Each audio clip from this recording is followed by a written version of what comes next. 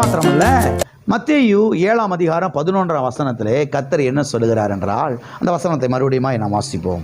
மத்தேயு 7ஆம் அதிகாரம் 11வது வசனம்.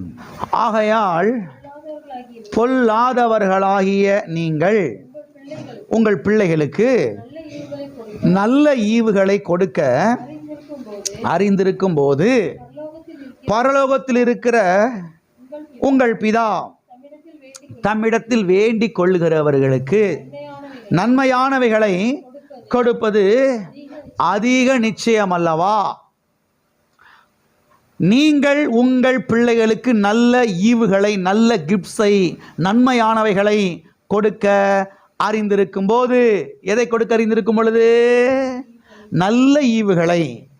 மீனை கொடுக்க அறிந்திருக்கும் பொழுது, முட்டையை கொடுக்க அறிந்திருக்கும் பொழுது, அப்பத்தை கொடுக்க அறிந்திருக்கும் பொழுது, கர்த்தர் என்ன சொல்றாருன்னா, நமக்கே அறிவு இருக்கும்போது தேவனுக்கு அறிவு இருக்காதா என்று ஆண்டவராக இயேசு கிறிஸ்து இங்கே என்ன செய்கிறாரு? ஒவ்வொரு தகப்பன்மார்களையும் பார்த்து கேட்கிறார். ஏப்பா, உனக்கே அறிவு இருக்குதுல்ல, மீனைத்தான் கொடுப்ப, முட்டையை தான் கொடுப்ப, அப்பத்தை தான் கொடுப்ப, கல்லை கொடுக்க மாட்டேன், பூரானை கொடுக்க மாட்டேன், தேலை கொடுக்க மாட்டேன், பாம்பை கொடுக்க மாட்டேன். ஏன்னா அதுக்குள்ளே விஷம் இருக்குது, அதுக்குள்ளே தீமை இருக்குது, அது உன் பிள்ளையுடைய பல்ல உடைச்சிரும். உனக்கு அறிவு இருக்குது. உனக்கே அறிவு இருக்கும் பொழுது உன்னை உண்டாக்கின தகப்பன், உன்னை உண்டாக்கின தேவன், உன்னை சிருஷ்டித்த தேவன், உன்னை ரட்சித்த தேவன், உனக்காய் கல்வாரி சிலுவிலே ஜீவனை கொடுத்தவர், கடைசி சொட்டு ரத்தத்தையும் சிந்தினவர் உனக்காக, அவர் எப்படி தீமையை கொடுப்பார்னு சொல்லி நீ சொல்ற? அவர் எப்படி வியாதி கொடுப்பார் நீ சொல்ற?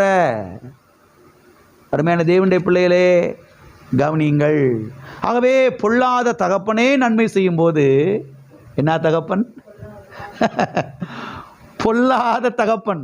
பரலோக தகப்பனோடு நம்மளெல்லாம் ஒப்பிட்டு பார்க்கும்போது நம்மளை யார் தான்? ஏதோ ஒரு விதத்தில் பொல்லாத மனுஷன்தான். ஏன்னா பொம்பளை பிள்ளைக்கு ஒரு மாதிரியே செஞ்சிடறோம், ஆம்பளை பிள்ளைக்கு ஒரு மாதிரியே செஞ்சிடறோம், மூத்த பிள்ளைக்கு ஒரு மாதிரியே செஞ்சிடறோம், இளைய பிள்ளைக்கு ஒரு மாதிரியா செஞ்சிடறோம். ஆனால் தேவன் அப்படி கிடையாது. சத்தியவேதம் சொல்லுகிறது, தேவன் வந்து பார்சியாலிட்டி பார்க்குறவர் கிடையாது. தேவனிடத்தில் பட்சபாதம் இல்லையே. அதான் பார்சியாலிட்டி இல்லையா? தேவனிடத்தில் பட்சபாதம் இல்லையே, தேவன் பட்சபாதம் உள்ளவர் அல்லவே என்று கலாத்தியர்கள் நிறுவத்தில் நாம் வாசிக்கிறோம். ஆகவே நம்மளை தேவன் ஒப்பிட்டு பார்க்கும்போது நாம் ஒரு விதத்தில் யார் தான்? பொல்லாத மனுஷன்தான். கர்த்தர் சொல்றாரு, பொல்லாதவர்களாகி நீங்கள் உங்கள் பிள்ளைகளுக்கு நல்ல ஈவுகளை கொடுக்க அறிவு இருக்கும் பொழுது பரலோகத்தில் இருக்கிற தகப்பன் தம்மிடத்தில் ஜெபிக்கிறவர்களுக்கு, தம்மிடத்தில் வேண்டிக் கொள்ளுகிறவர்களுக்கு நன்மையானவைகளை கொடுப்பது அதிக நிச்சயம் அல்லவா? எனவே தேவனுடைய பிள்ளைகள் தனியாக உட்கார்ந்து சில கேள்விகளை நமக்கு நாமே கேட்டு பார்க்க வேண்டும். எல்லாம் கவனிங்க. தனியாக உட்கார்ந்து இருக்கும் பொழுது சில கேள்விகளை நமக்குள்ளேயே நாம் என்ன செய்ய வேண்டும்? கேட்டு பார்க்க வேண்டும். கர்த்தர் இப்படி செஞ்சிருப்பாரா? உண்மையாகவே கர்த்தர் இப்படி பண்ணியிருப்பாரா? கர்த்தர் உண்மையாகவே தீமை இப்படி கொடுத்துருப்பாரா? கர்த்தர் உண்மையாகவே வியாதியை கொடுத்துருப்பாரா? கர்த்தர் இப்படி கஷ்டத்தை கொடுத்துருப்பாரா? கர்த்தர் இப்படி வேதனைப்படுத்துவாரா? கர்த்தர் இப்படி கையை காலை ஒடிப்பாரா? கர்த்தர் இப்படி வந்து விபத்தை உண்டாக்கியிருப்பாரா? அப்படின்னு நமக்குள்ளேயே நாமே தனியாக உட்காந்து இப்படி சில கேள்வியில் என்ன செய்ய வேண்டும்? கேட்டு பார்க்க வேண்டும். தேவனே, நீர் நல்லவராயிருக்கிறீர், நீர் அன்பின் தேவனாயிருக்கிறீர், நீர் எப்படி வியாதியை கொடுத்திருப்பீர்? நீர் எப்படி கஷ்டத்தை கொடுத்திருப்பீர்?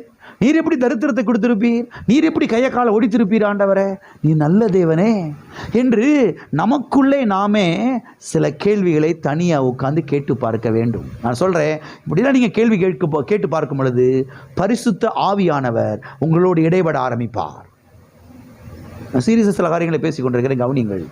பரிசுத்த ஆவியானவர் உங்கள் வாழ்க்கையில் இடைபட ஆரம்பிப்பார். பரிசுத்த ஆவியானவர் சில சத்தியங்களை உங்களுக்கு எடுத்து காண்பிப்பார், விளக்கி காண்பிப்பார், தெளிவுபடுத்தி காண்பிப்பார்.